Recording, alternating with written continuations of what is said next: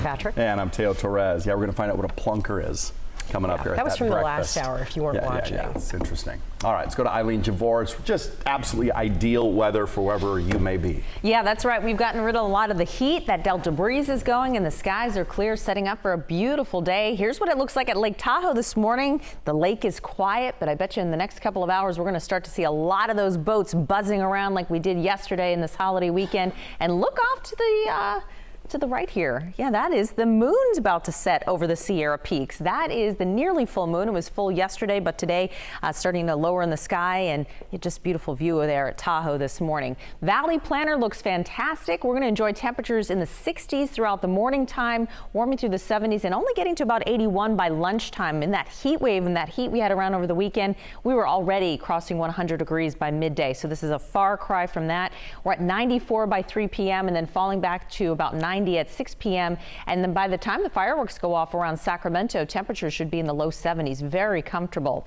That wind is strong in Fairfield, steady at nearly 30 miles an hour, but we feel the refreshing air coming in from the coast throughout the valley as that breeze continues to move through. 59 right now in Stockton, 61 in Yuba City. We're at 68 in Auburn, 47 at the South Shore, and only in the 50s around Fairfield, where temperatures in the valley are falling 10 degrees or so cooler than average, or cooler than yesterday at this time. We'll look ahead to your fireworks forecast in the rest of the week coming up. Now let's get to Brian and check in on traffic. Yeah, and traffic's pretty light out there this morning as we make our way out across the Sacramento area. This is a look out towards the causeway there, just enjoying the sunrise coming across with traffic very light. If you're heading off to the west or the east, no issues.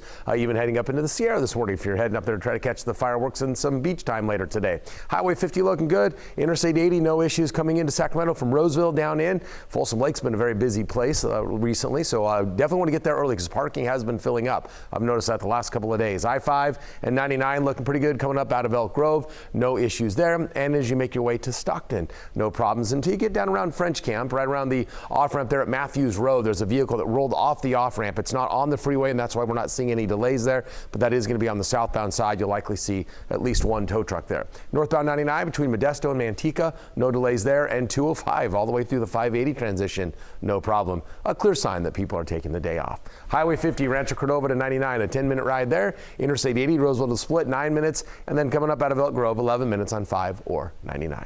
All right. Thank you. Happy 4th to you. Breaking news right now out of Texas, where 3 people are dead following a shooting in Fort Worth.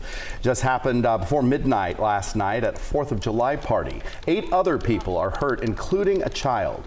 Police right now say it's too early to tell the motive behind the shootings or how many gunmen could have been involved. We will continue to follow this and bring you updates as we get them this morning. Also this morning, a suspect is in custody after a mass shooting in Pennsylvania left at least 5 dead and 2 hurt. Philadelphia police say the gunman was wearing a bulletproof vest and opened fire randomly across several city blocks last night. Responding officers chased the suspect as he continued to fire. He was arrested in an alley after surrendering. Police say along with that bulletproof vest, he had an AR-15 style rifle, several magazines, a handgun, and a police scanner.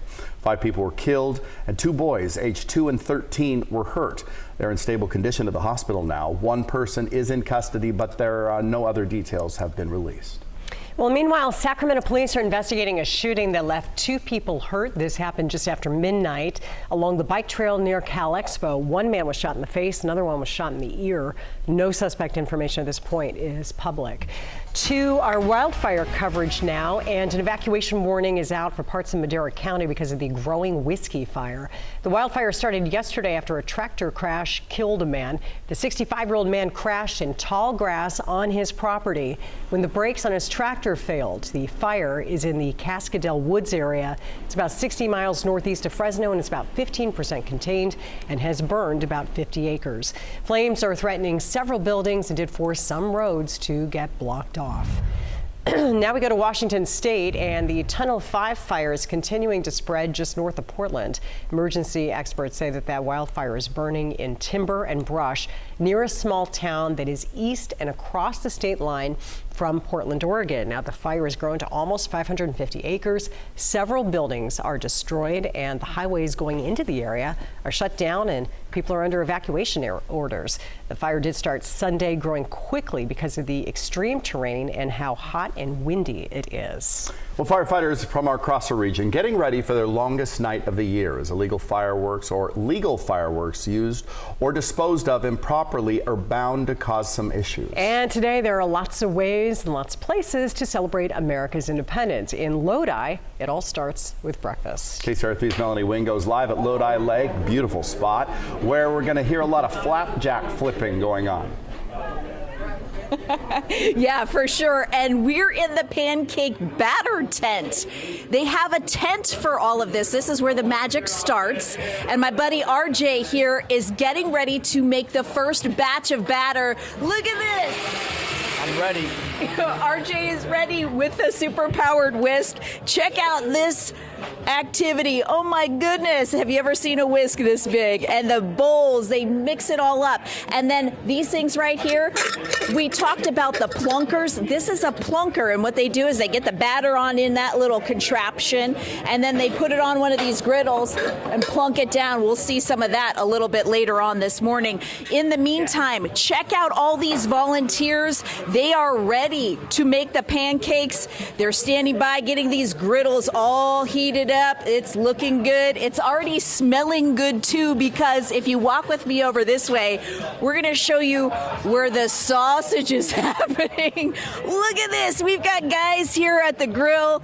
They're ready to serve up the sausage. They have these big baskets where they're cooking up the sausage as we speak.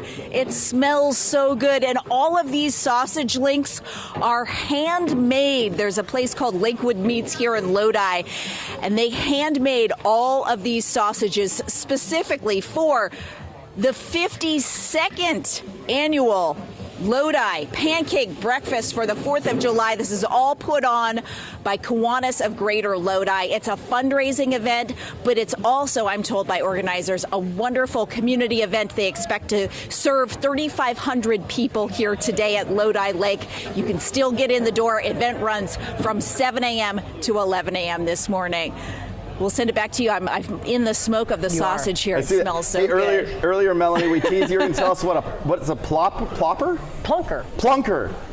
The plunker. Yeah, that was that little doohickey that I showed you at the top of this report. It's like a little squeezy thingy. I have no words. A dropper, yes. And we'll show you how it works. Probably around 6:30 is when they're going to start plunking. Cool. Yeah, look forward to that. Good to see it in action. Well, I'm glad we got a reason for you to stick around. It's a big day. Yeah. Also in San Joaquin County, Stockton has a full day event scheduled. The parade begins at 11 o'clock at the Weber Point Event Center, followed by a day-long family festival starting at noon at Weber Point and wrapping up with fireworks at 9:30.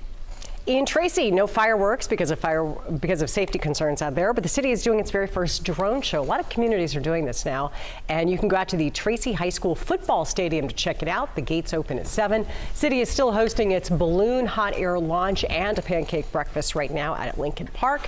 Though the Delta breeze could impact that. A parade will start at 10 at 10th and B Streets. Meanwhile, Manteca is going to be shooting off fireworks. The party at Big League Dreams Sports Park, with gates opening at 7, admission is $2, and there will be some alternative viewing locations around the city. That's always nice. Yeah, in Sacramento County, they're getting ready to start day 2 of their 2-day holiday festival in Rancho Cordova. Here's a look at what the show was like last night. The first night celebrated the city's 20th birthday. Tonight, the focus is on America's birthday. And it wasn't just fireworks. The city also did a high-tech drone show as well. The drones were able to create 3D images and then just were a hit with the crowd out there. They got a little bit of everything out there last night. Yeah, it's kind of cool. One of the region's biggest rodeos wrapped up another very successful holiday weekend run. Sellout crowds, 7,000 people packing the Folsom Rodeo grounds each of the past 3 nights, cheering on the pros and the kids who were doing a little mutton busting. There were also chuck wagon races and horse riding acrobatics. They are the true lifeline that makes that better. Event for the families in the area and the fireworks, and it's just the total package for July 4th. Event organizers say tickets sell out very fast, so make sure you buy them as soon as they go on sale for next year. And a live look right now from our Skycam at Sutter Health Park. The River Cats held a big holiday game and fireworks show last night. Now everyone is invited for an even bigger event tonight. It is the 10th annual 4th on the Field. Starts at 6 o'clock. They'll have food trucks, drinks, live music, and of course fireworks. If you don't have tickets yet, they do cost $16.